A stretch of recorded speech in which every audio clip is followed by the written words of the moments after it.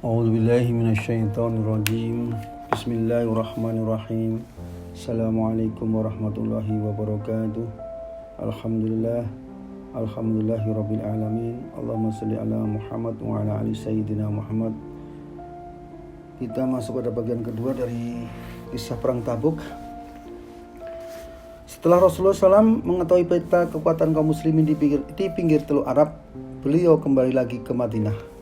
Dalam perjalanan pulang, Rasulullah SAW mendapat serangan dari beberapa orang munafik. Terdapat sekitar 14 orang laki-laki dari kelompok munafik yang berusaha membunuh Rasul ketika beliau berjalan di jalan sempit. Di antara perbukitan yang tidak mungkin dilalui oleh orang yang sedang menunggang hewan. Lalu Rasul merintahkan orang yang bertugas memberi berita bahwa Rasulullah melewati jalan sempit, sehingga tidak ada seorang pun yang ikut. Sahabat yang mengendarai unta Rasulullah SAW adalah Huzaifah bin Yaman, sedangkan yang memegang talinya adalah Ammar bin Yasir radhiyallahu anhu. Sekelompok laki-laki yang bercadar mendekati unta-unta mereka dan menutup wajah Ammar radhiyallahu anhu. Ammar lalu memukul muka unta mereka supaya menjauh agar tidak mengganggu Rasulullah SAW. Rasulullah SAW lalu berkata kepada Huzaifah, tarik. Ketika Rasulullah SAW menuruni bukit, beliau berkata kepada Ammar radhiyallahu anhu, apakah kamu tahu siapa mereka? Ammar berkata, saya tahu unta-unta itu dan orang-orang yang bercadar itu. Rasulullah SAW berkata lagi kepada Ammar, apakah kamu tahu maksud mereka? Ammar radhiyallahu anhu menjawab, Allah dan Rasulnya yang lebih mengetahui. Ammar melanjutkan, mereka ingin menculik Rasulullah, maka mereka menyingkirkan Rasulullah SAW. Rasulullah SAW pulang ke Madinah. Ketika Rasulullah sudah dekat dengan kota Madinah, Rasulullah berkata, kota ini adalah kota yang baik dan ini adalah gunung Uhud. Dia mencintai kita dan kita pun menyukainya. Kaum perempuan dan anak-anak keluar rumah menyambut kedatangan kaum muslimin. Anak-anak berdendang. Purnama telah muncul kepada kita dari sela-sela gunung Wada. Kita semua harus bersyukur selama ada yang mengajak manusia kepada Allah. Perang Tabuk ini menjadi pelajaran yang berharga untuk kaum muslimin semua untuk bergabung dalam jihad, baik dengan jiwa maupun harta. Perang ini juga dapat menjadi pelajaran bagi umat semua jika ditelaah lebih dalam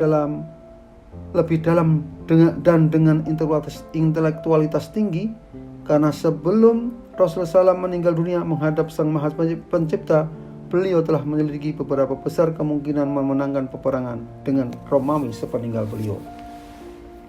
Persoalan yang timbul dari perang Tabuk tidak berhenti begitu saja dengan kepulangan Rasulullah SAW. Bahkan masih terdapat persoalan Masjid Diror yang dibangun oleh orang-orang munafik. Namun tidak begitu penting untuk dibicarakan di sini. Begitu pula persoalan orang-orang yang tidak ikut berperang dengan alasan-alasannya. Mereka antaranya adalah orang-orang munafik yang beralasan dengan alasan bohong, yang kemudian diungkapkan oleh Allah Ta'ala. Ada pula orang yang tidak ikut berperang dengan menyebutkan alasan yang benar, yaitu orang-orang yang dipimpin oleh Ka'ab bin Malik radhiyallahu anhu, yang kemudian diasingkan oleh Rasulullah SAW selama beberapa hari. Allah Ta'ala kemudian menerima taubat mereka dan tercatat dalam Al-Quran hingga hari kiamat. Terdapat beberapa ayat dalam Al-Quran yang membicarakan perang Tabuk ini. Di antaranya adalah firman Allah Ta'ala, wahai orang-orang yang beriman, mengapa apabila dikatakan kepada kamu, berangkatlah untuk pergi berperang di jalan Allah, kamu merasa berat dan ingin tinggal di tempatmu? Apakah kamu lebih menyenangi kehidupan di dunia ini daripada kehidupan di akhirat? Padahal kenikmatan dunia ini dibandingkan dengan kehidupan di akhirat hanyalah sedikit. Jika kamu tidak berangkat untuk berperang, niscaya Allah akan menghukum kamu dengan azab yang pedih dan menggantikan kamu dengan kaum yang lain, dan kamu tidak akan merugikannya sedikit pun. Dan Allah Maha Kuasa atas segala sesuatu. Jika kamu tidak menolongnya, yaitu menolong Muhammad, sesungguhnya Allah telah menolongnya, yaitu ketika orang-orang kafir mengusirnya dari Mekah, sedang dia adalah seorang dari dua orang ketika keduanya berada dalam gua. Ketika itu dia berkata kepada sahabatnya, jangan engkau bersedih, sesungguhnya Allah bersama kita. Maka Allah menurunkan keterangan kepadanya dan membantu dengan bala tentara yang tidak terlihat olehmu. Dan dia menjadikan seruan orang-orang kafir itu rendah, dan firman Allah Ta'ala itu yang tinggi. Allah Maha Perkasa, Maha Bijaksana. Berangkatlah kamu, baik dengan rasa ringan maupun dengan rasa berat, dan berjihadlah dengan harta dan jiwamu di jalan Allah. Yang demikian itu adalah lebih baik bagimu jika kamu mengetahui. Sekiranya yang kamu serukan kepada mereka adalah keuntungan yang mudah diperoleh dan perjalanan yang tidak seberapa jauh, niscaya mereka mengikutimu. Tetapi tempat yang dituju itu terasa sangat jauh bagi mereka. Mereka akan bersumpah dengan nama Allah, jikalau kami sanggup, niscaya kami berangkat bersamamu. Mereka membinasakan diri sendiri, dan Allah mengetahui bahwa mereka benar-benar orang-orang yang berdusta. Allah memaafkanmu, Muhammad. Mengapa memberi izin kepada mereka untuk tidak berperang, sebelum jelas bagimu orang-orang yang benar, dan sebelum engkau mengetahui orang-orang yang berdusta? Orang-orang yang beriman kepada Allah dan hari kemudian tidaklah akan meminta izin tidak ikut kepadamu untuk berjihad dengan harta dan jiwa mereka. Allah mengetahui orang-orang yang bertakwa.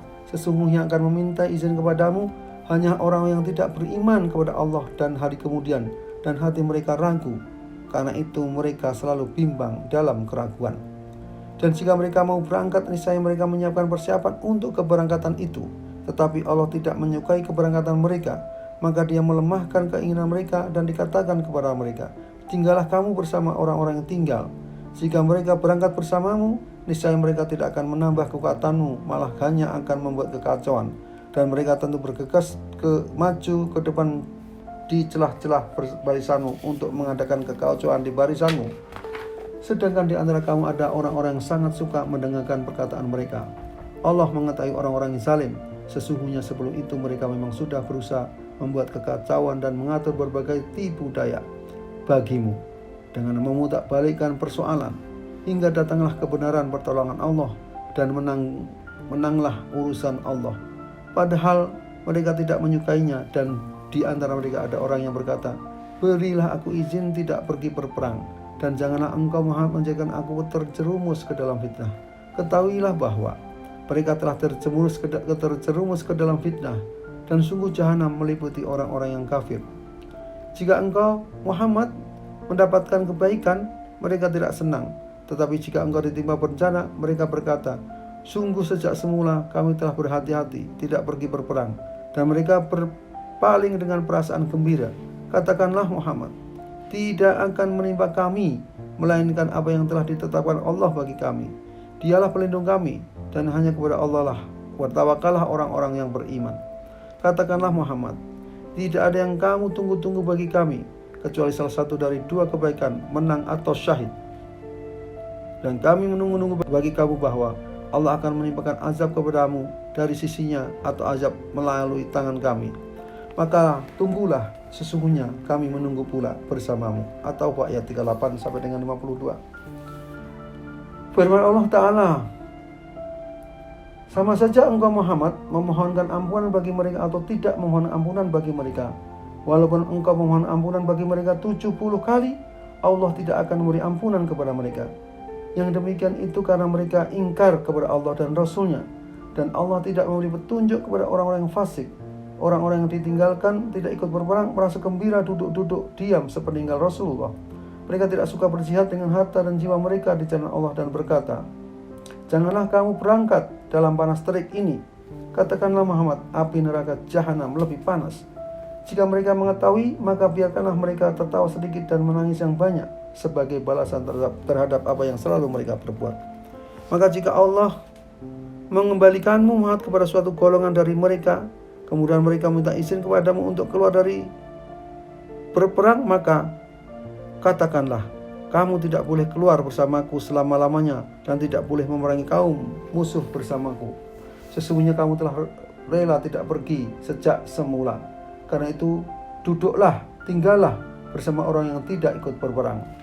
Dan janganlah engkau Muhammad melaksanakan sholat untuk seseorang yang mati di antara mereka, orang-orang munafik itu, selama-lamanya. Dan janganlah engkau berdiri mendoakan di atas kuburnya. Sesungguhnya mereka ingkar kepada Allah dan Rasulnya, dan mereka mati dalam keadaan fasik. Dan janganlah engkau Muhammad kagum terhadap harta dan anak-anak mereka. Sesungguhnya dengan itu Allah hendak menyiksa mereka di dunia, dan agar nyawa mereka melayang, sedang mereka adalah dalam keadaan kafir.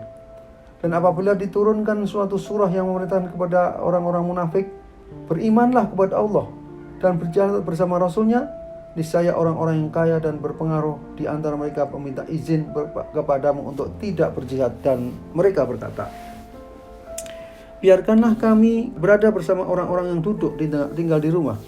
Mereka rela berada bersama orang-orang yang tidak pergi berperang, dan hati mereka telah tertutup sehingga mereka tidak memahami kebahagiaan beriman dan berjihad.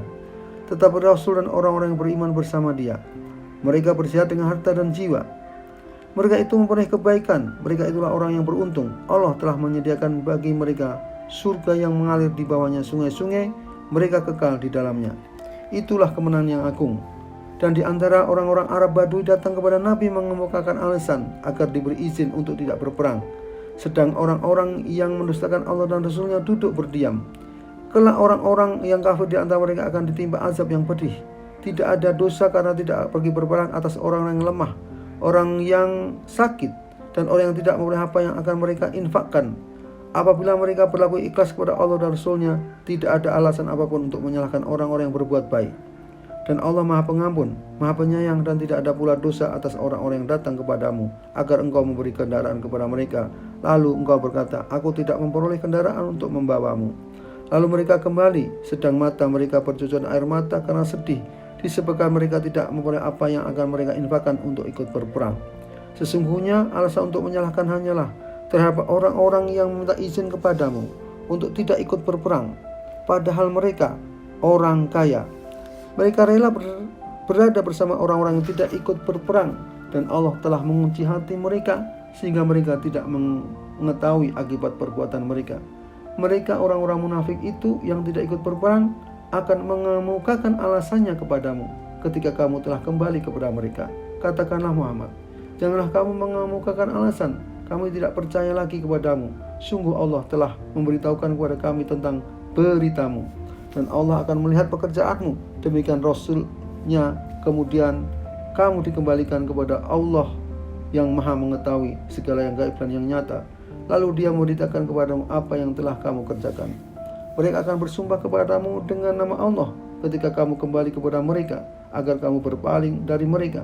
Maka berpalinglah dari mereka, karena sesungguhnya mereka itulah yang berjiwa kotor, dan tempat mereka neraka jahanam sebagai balasan atas apa yang telah mereka kerjakan. Maka mereka akan bersumpah kepadamu agar kamu bersedia menerima mereka. Tetapi sekalipun kamu menerima mereka, Allah tidak akan ridho kepada orang-orang yang fasik. Atau ayat 80 sampai dengan 96. Di ayat lain Allah berfirman yang menjelaskan bahwa Allah Ta'ala telah meridhoi kaum muslimin yang mengikuti Nabi SAW dalam perang Tabuk. Sungguh Allah telah menerima taubat Nabi, orang-orang Muhajirin dan orang-orang Ansor yang mengikuti Nabi pada masa-masa sulit. Setelah hati sekurang dari mereka hampir berpaling, kemudian Allah menerima taubat mereka. Sesungguhnya Allah Maha Pengasih, Maha Penyayang kepada mereka dan terhadap 3 orang yang ditinggalkan. Hingga ketika bumi terasa sempit bagi mereka, padahal bumi itu luas, dan jiwa mereka pun telah pula terasa sempit bagi mereka. Serta mereka telah mengetahui bahwa tidak ada tempat lari dari siksaan Allah melainkan kepadanya saja. Kemudian Allah menerima taubat mereka agar mereka tetap dalam taubatnya.